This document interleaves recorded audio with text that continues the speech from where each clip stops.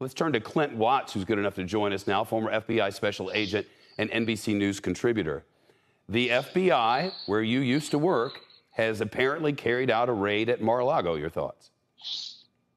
Yeah, I think, Shep, what's important to remember on this is not something they went to first. Meaning, whenever you're doing an investigation, you're always building up a case of evidence, and you're trying to find the missing pieces of evidence that you think are necessary to go ahead and prosecute a crime, which means this was probably the last stop that they wanted to go to. They thought there was no other way to get needed evidence, and they thought the evidence they needed was in Mar-a-Lago. So this just, I think, points to how serious the case is and where it's gotten to in terms of leads. I think the next part is you got to go to a judge, and you're talking about a former president, and you're trying to put together an actual warrant to do a search warrant here in Mar-a-Lago. It must have been pretty overwhelming for that judge to sign off on it with the former president, to know that it was going to turn into a political firestorm almost immediately. So I think it's quite significant they did this. I would assume they knew exactly where they wanted to go to do the search. I would assume it's not, all over Mar-a-Lago. They were probably looking for some very specific pieces of evidence, would be my guess. And the judge who would have signed off on this, would that have been someone in that district? Or from your experience, how does something like that happen? Yeah, it depends on where the case is being prosecuted from and what office is the lead office. I would assume that any case involving the president is probably run out of FBI headquarters. That would be my guess. Those are very sensitive cases, and they're run from there. Main justice and FBI headquarters, they would handle that, and they would keep it very tightly controlled, I would imagine.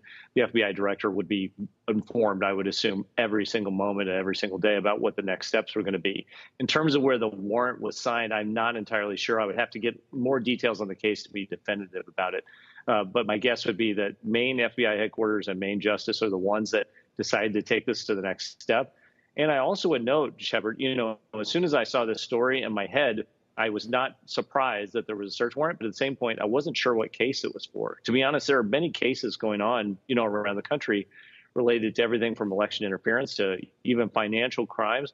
So I think we need to be a little bit cautious in terms of what they were hunting for. We actually don't know. We've got cases in Georgia right now for election interference. We've got cases in New York that are still pending one way or another.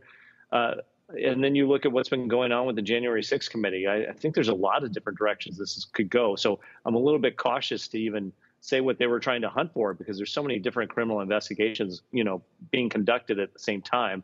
It will be fascinating to learn more about what they thought they needed that was inside Mar-a-Lago and why they needed to go to that step to get it. And not just what they thought they needed, what a judge agreed was necessary for the prosecution of this investigation, right? The bar is high under all circumstances. You can't just go searching somebody's property willy-nilly, even regular, common, everyday folks. You have to have specifics of what you want, the reason you want it, and for what end. To do so at the home of the former president, that wasn't a quick meeting with the judge.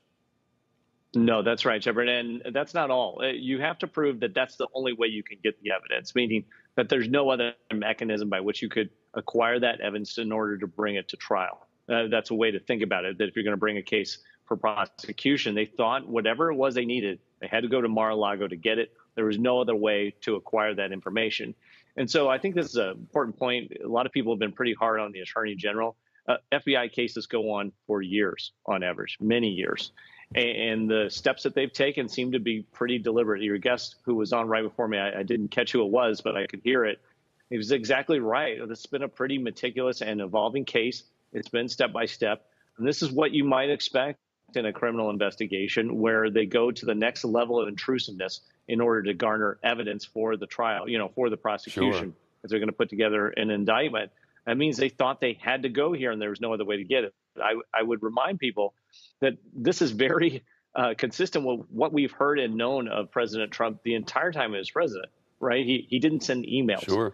He would write things down on paper.